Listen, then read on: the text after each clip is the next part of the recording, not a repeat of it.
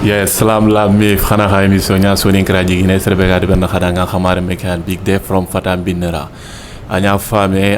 or wat dalante nya emission ke fama nyana komo ga kona khada nga mo be soni kra jigine nyongana nyam pum minana kenya ni jigine ke tikka wana haranda bada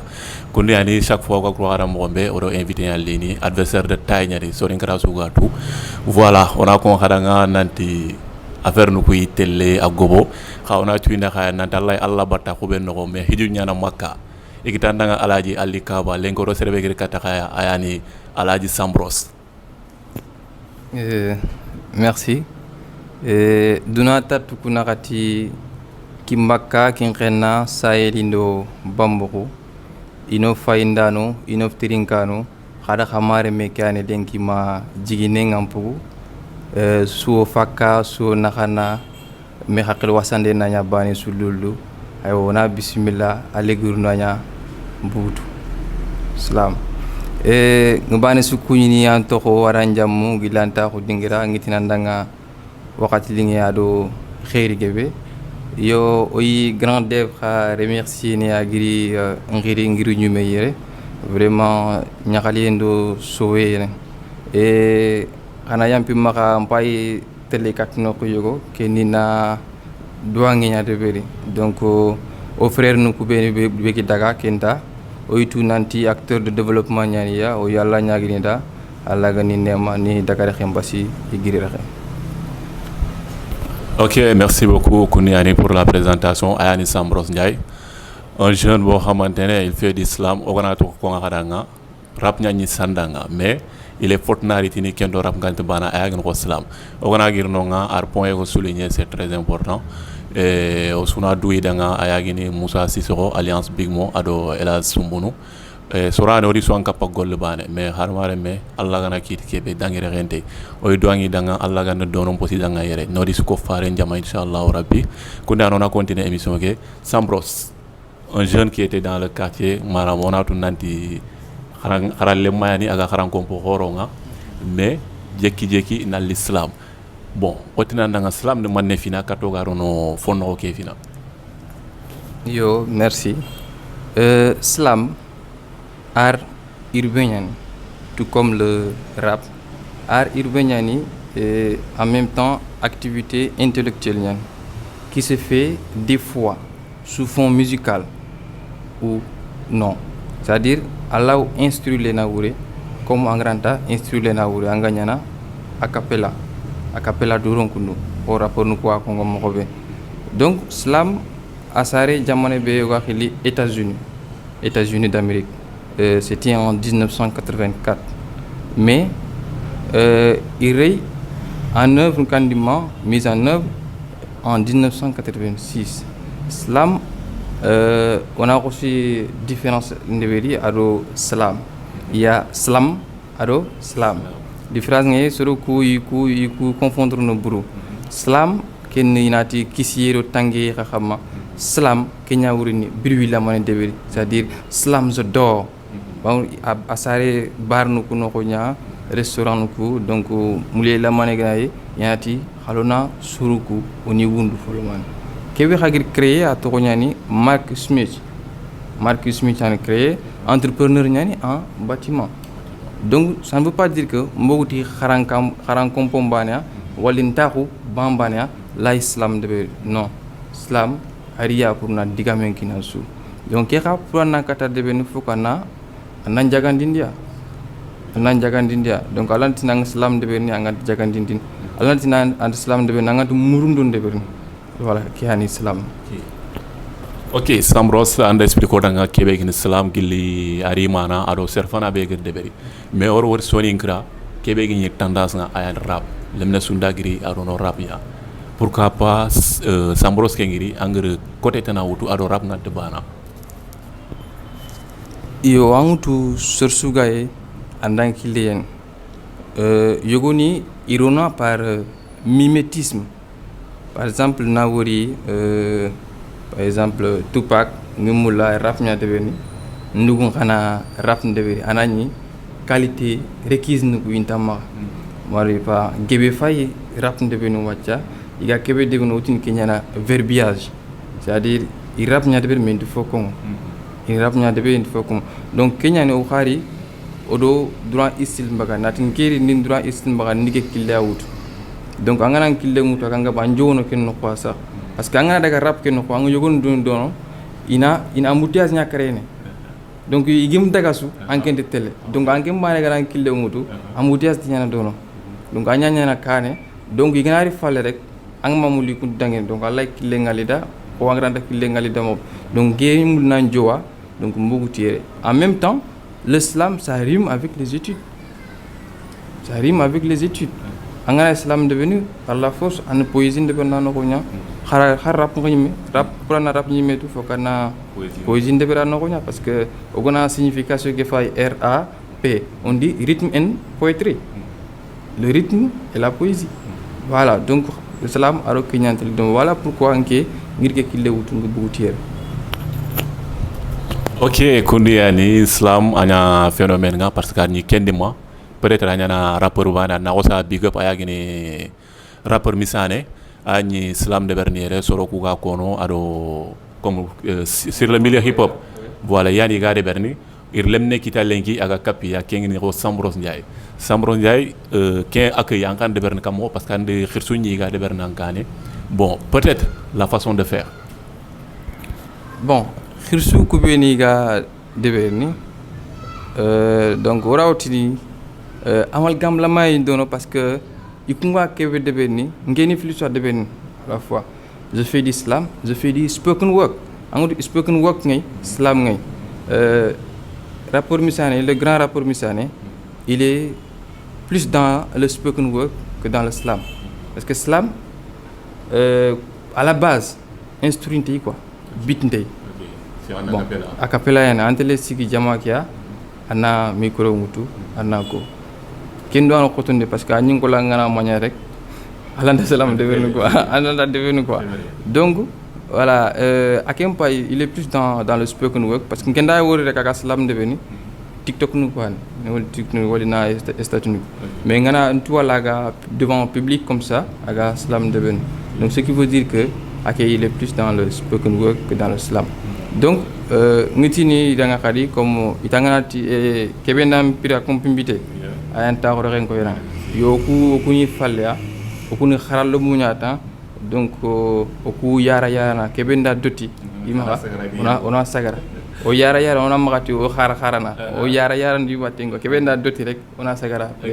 ona ki photo. OK koni ali Sambros kharsa Sambros onyantu manager nga Sambros étudiant aujourd'hui Sambros slamol kun casquette ne siki yani su kimile ne kamo hangi den dobe bon manager bon kun wani manager fati mais xana ñano ya quoi nga big up no passage depuis tout petit malgré yankaso ya nigazé nga big up no passage donc anko 6 ndo 9 ñandose angana ya kundu anaya 6 angana ya kundu anaya 9 donc angiri Sambros ko no ko su mangiri nigazé ko ndono donc nga big up no passage wayanya domi ma suru kuna wori nanti qu'est-ce que aménager nya feki non aménager feti 6 kero 9 kala landi bako misiri voilà question filandi keri mané étude ado slam nati khati ko fu khati ken fo atalan ko e kepa ko ngesa angati slam c'est comment anti kharange slam ado kharange nyantela domi niko fanaki je pari ke nanti angati slam forcément parler ne poésie nya et poésie nga angana daga kharanka sikandike noko be gatine lycée angana kinye classe de première voilà ang poésie de perno dono donc poésie akapa kharange nya et puis poésie au coup de la depuis ogni dara dara men kunda yo na tuyo kharama ko ndalla gana nema na bana jaxuna wondi na tum kal nyaal dalna samba meymuna drame donc ko gana burdan kharange de ko ane refrain ke wut ko benu gum foresti une refrain ke kino wala kinga poésie nyen ko dalla de na ndino ko yido initié avant ka télé sax lycée avant ça ko gaslam je pense voilà. OK kunni ani kharsa do Sambros en domaine émission be gini soni ngara jigine OK Sambros or wori sergebe rono rap ke angini trindi itina nanga toxe nyandi ro rap foni ir quartier ke ko tu iker yaxane iro rap nga mena sambro ha manne manam en combat manne anga mulana véhiculé par l'islam quoi comme game ke okuriya slam parce que wori suruku indaha lecture mulla parce que connaissance gebe pour na kata kita fokana kitabu ko nguni bon c'est onda wori wacha gaynu ko indaharo no maktaban ko no bi mana kitabu kompoko aro yen kote nyan yogori maka wacha kunda khara oni lecture ki anu mundi suruku maka donc ngana fon yogoni ko anu mo kurban yogo mugu ngiri ko après ani metti la nat ki arman ko kundu kelima la mala ngi ko non daga kéré ses ndebe o guri pour na lecture ki anu suruku maka na suruku khiri nanti vraiment khara ngi ñen base ki parce que har rapport nu ko angam khara la tele har rapport nu ko angam khara ala tele donc au coup slam que nous en même temps fonction que bégaye gatini dans la poésie dans la fonction engagée ou fonction militantiste donc slameur qui agnana poète engagé ou slameur engagé je fais de la poésie et je fais du slam aussi voilà en tant que apprenti poète voilà agnana voilà agnana the voice of the voiceless c'est-à-dire la voix des sans voix n'est-ce pas donc suru beni digame khote ngi maka igna digamu dunagantu muku okuni digame ko wutu wona kinyana kan kawo kinyana nokobe voilà kenyan cigi ogro poésie ngalengi et ogro slam nga ogri poésie ndebere ognya poète ni bon t'aurais fait peut-être ku beni idigame ngum lato itore ngoy ngoni digame ko wutu wona dangil voilà ok kuni ani samros kharto la ñam domé ok on a vu peut-être kendi moi on a la fosco ni nya wala des fois ay cérémonie comme ça ina ancré pour une prestation ni bari mais on a vu affaire qui a jopé ampleur ngita on saga ngala télé ngani gankli le plateau ni nga anga de berni tout récemment on a vu ando Nigesia le grand Nigesia o ko ni de passage har sombre ni ado nigezé kon on a vu Sambros affaire ni game ke carrément and ken ka justifier kam wane fe ni gan pour yo affaire ki fonne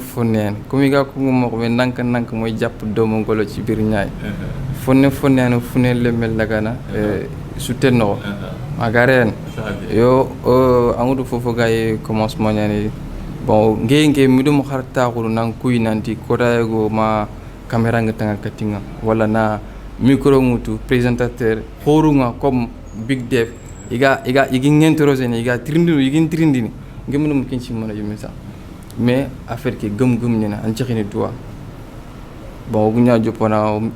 bon ñu ma kundwa ang télé arrivé à un certain moment oti oguna daga rek allah imano de mono ko donc ori nokku yogo allah so gonti mura o sireke dabate kelle giano o bara siki har waccanti mulinga siki khari soko kenda siki timbulinga siki voilà oro négocier ka xalé ki c'est-à-dire on mulona imposer il faut oser et imposer angam oser alanta imposer ni donc ani logo dambele nyaade man kata dambele tro laga mo donc on a dambele tro laga après kenni man vraiment ci ma xa après suru wata lantu actuellement yite ke doroku ikawonto no fulmane rumula kameli kamekinali anantala ma doroku ibaka ina daga hala ok kunu yani comme tamana gengol ko na mombe slam ado rap différence la manne ina parce que ngana fay soningra rap kian sembe kita siri mais on a vu ces derniers temps madame slam qui khafayrin est-ce que à un certain moment antrini ni na khaga yana concurrentiel entre deux qui fait game no fili quoi yo peut-être surutana ça fait mania golenga tout mais peut-être surutana bon qui concurrence diron de cela ngi bon ku beni gin tuyume nati entre slameur entre poète haranga na ro link ya ngana slam ju ponan kenan khil metra parce que nous mena calculer normal fam har lebne ngana kuñu ku fune ngana ñu ko la wala mi ngal normal fam nous mena calculer donc rap slam in sahya indi fabe in sahya indi fabe rap c'est à deux temps slam c'est à deux temps aussi parce que les rythmes binaires nya voilà rythme binaire ogona daga jazz kiani wala blues wala demba tanjane sugu kumeni ma daga trois temps adman fam donc kenda le xar wacce lay safandini fat na sonja et puis engrais sondambe su tirindi na début en rap commence là la début de flux sous ton vocalique ou autre ou mélancolique engrais fofu xaranga drill ti wacca na fay na début voilà parce que il l'a donné une saré une fable mais comme à la base le rap c'est de la poésie parce que rythme and poetry il kenya ko ngora n'est-ce pas voilà.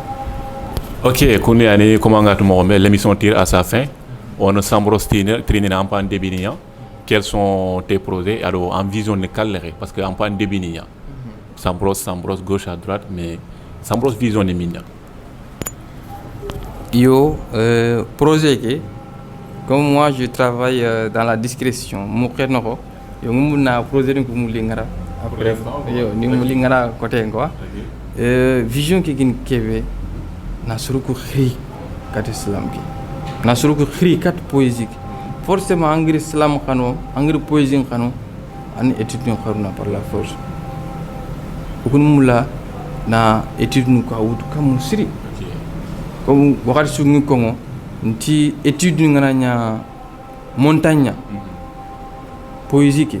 aya nyana yitebe gi sare xam ak boga xam donc poésie ki ana permettre na anga fu gebe wala donc anti nyana serait ordinaire comme ça alla digamu nak kitama la manana ko digamu ko des fois ñi mera foni safana sax après na tourner est ce que ñaan ko sax normal fam donc anyi me fait quoi inspiration qui a effet ni quoi fruit ni quoi normal fam donc ko fene kenya na affaire ke den kane na étude nuku na sembelay na soningan khanninga na talan wirgi na khayba na logondi. Ok, kundi yani kharo sambro sando me gel émission be gini sonin kara jigine serbe ga deber na khadanga khamare mekani big day from fatam binera. Ok, kundi yani slam peut-être yogoni yo faydu kundu intitu manne gini fo yogo kinya en acapella comme ça ina to nante manne men slam sku anamo sambros domaine ni manne yo nganat slam anat islam slam ils nous disent que tous les chemins mènent à Rome pour arriver à bon port. Mais malheureusement, les Occidentaux nous obligent de passer par l'aéroport. Ils ont juste besoin de leurs sandales pour venir nous créer des scandales. Ndesan, dans nos hôpitaux, si tu n'as pas de sous, que ton âme repose en paix. Ndesan, fille ku ñu fal fàtte ñu fii ku ñu fal lor ñu ñoo ngi lekk ñoo ngi naan ba léegi dunduñu man la bommi ak bommi lu askan bi bëgg je m'en fous anam poso nim paga harame en tant que renga ken halale cim duna fam pay na mawda no ko ngan kane hollalle jamane ñole kani nya xole sakatani ko golle duna wurno jamane ngi yillen falle xumbene romonti xalle no manne do dan wala dor dan wala do to dan kem ambulance fata harun kati hôpital fan ki lumbono kendo accident et Allah okuti khano dema temps okuti khano dema temps gil baluma ganda gil kelba ma tamba Ok, merci beaucoup. C'était Sambros Ndiaye. Noko begene khadanga sonin kraji gine oro Sambros Ndiaye do khadanga dome. Comme ngir ko khara mo be Allah bata khuben no be hiju nyana kaba yaran soni rap kaba gi anga mulina ngir alaji ta alin sonin kraji gina. Lengi oro alaji Sambros Ndiaye dome kharsa ona micro ngine aro trinkano aro kubeni ga fayni sur Inov TV adina sereme comme ça en dernier mot. Dernier mot utina kubeni go fayni omiti khano fay bane oti khandaga abonné afina sonin kara kayani ngati soro ndanga kha abonné itela faya ina tananga yi abonné bouton dumbo kede atele khana ganya tigi khanda daga gulange pa kamuke ana ile gulange ke tigi wacha ta su gina fo kurumbaronde anta nyana khadanga kumpa sonin gon khadi on kefi o menta mera surungana ay mulle ina sonin kan kanne ngurgi na denkane que ça soit na rapport ni dema ba mais mana slameur nya dema ba mana poète nya dema ba xama xagranti dema na xame xi décroisandi hari dema indaga kania donc o mente meda ona meraga xa abonné siri har booster andaga agana daga sunin karante le kane ke febe xaga ye concours heureuse ke be xaga ye hartu nanti il n'y aura ni vainqueur ni vaincu. C'est toujours Soninkara qui va gagner. Soninkara a gagné que Anya Demba gagné, Pate gagné au Hartus Pate Soninkian, Pate et Demba Soninkian. On a tout nanti au mera. Ok, merci beaucoup Koundi Yani. Point a souligné ayagini Sony Hip Hop au mettre en place ayagri Innov TV ado El Jahali TV. Bon, votre nous démarrer Wuri lien be gini référendum xama jaawale ado référendum ani xara tele dono nga xana voter xar artiste nga comme Sambros gir ko xara mombe c'est Soninkara qui gagne c'est su kata gagner Soninkara le meani kuni anta on a rasimandi nanti émission ke Soninkara jigini ani kubeni ga mulina demander l'état ya ko sponsor ngara ora numéro ki naka an 78 283 91 08 angara contacter aya partenaire wala sponsor ngara ora collaborer ne kudo émission qui gatele kane mombe kudo Soninkara gatele kane mombe on se donne rendez-vous avec notre prochain invité inchallah rabbi pra Soninkara jigine get ready Soninkara.